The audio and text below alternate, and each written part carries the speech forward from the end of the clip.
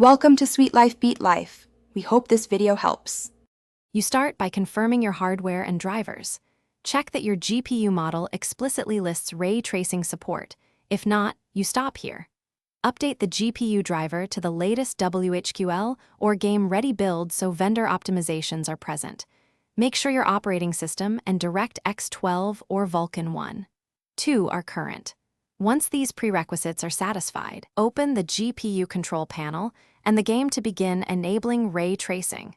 This ensures compatibility and the best performance. Next, you enable ray tracing at the driver level. Open the NVIDIA or AMD control panel and navigate to global or program settings for the target game.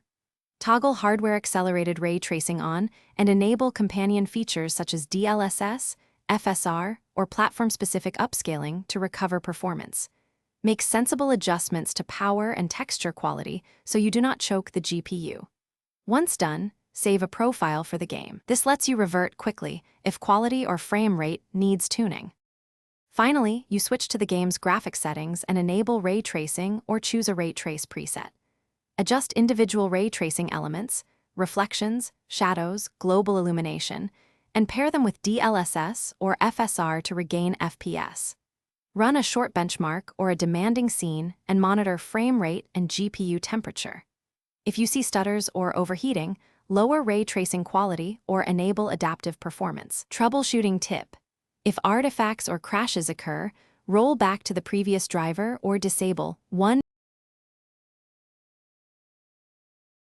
Thanks for watching. Consider subscribing if we helped you.